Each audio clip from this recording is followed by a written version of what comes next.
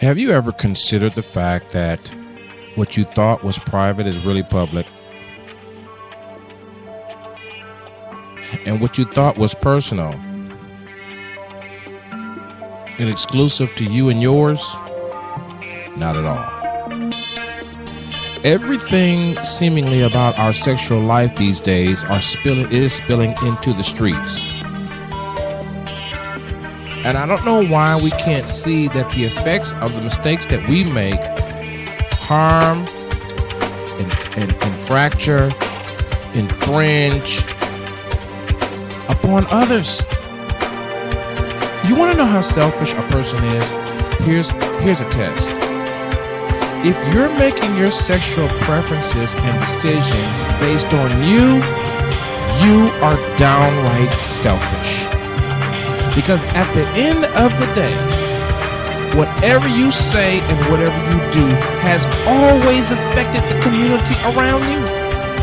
I don't care how good it feels.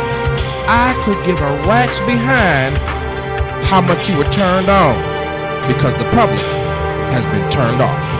You want to know what I mean? Stand by. This is the Coach's Corner.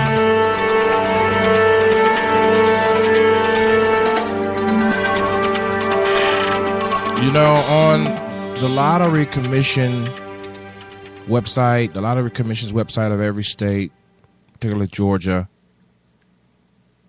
encourage gambling, but say gamble responsibly.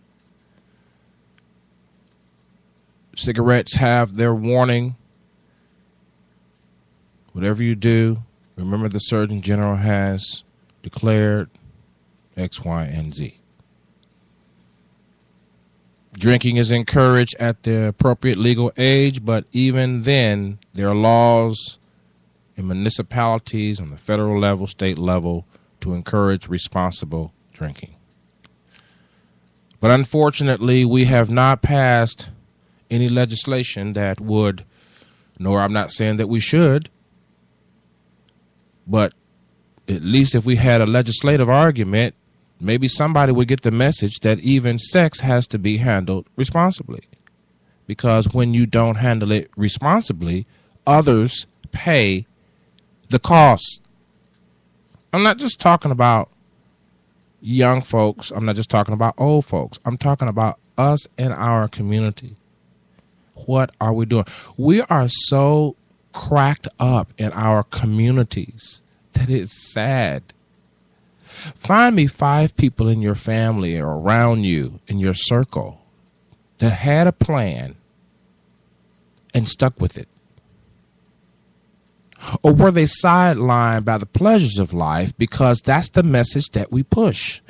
And I'm telling you that you can do what you want to do, but at the end of the day, what you want to do still affects others. Now, somebody said, I'm a grown-ass man and I'm a grown-ass woman. And that's all good and fine for you to have that as a philosophy. But at the end of the day, if you check around, we're paying the cost. So is it worth it? Is it worth it that you had a threesome and that you boast that you had 20 guys and 15 girls? Is it worth it that you say, my baby mama, daddy, or my, however y'all say what y'all say in culture? Not talking to any one person, talking to our culture and our community. Is it worth it to play the game? Who's paying the price? You're playing the game. Maybe your girlfriend is playing the game. Maybe your guy friend is playing the game. But who's paying the price? And I'm going to tell you, as a citizen of these United States, I can't afford to pay for any more mistakes here. I know I'm going to keep paying, but I'm just saying philosophically, psychologically, financially, I can't afford it. It's getting hot in here. It's not getting hot in here because of sexual arousal. It's getting hot as hell in here because too many people can't control them damn selves. It's getting hot in here because people don't believe anymore in telling others that they got AIDS and herpes. It's getting hot in here all because somebody out there wants to have sex without condom. and gonna convince the young lady or whatever, the young boy, or we'll pull away at that time of climax. Are you kidding me? That's a load of hogwash. And if you're gonna drink responsibly, gamble responsibly, then you ought to have sex responsibly. It should be in context. Because when you play outside the gate, somebody else is playing. Somebody else is paying the cost. You're playing the game, but who's paying the cost? This is the Coach's Corner, where we think and we laugh and all of that, so much more. Follow me on Spreaker, Twitter, Facebook.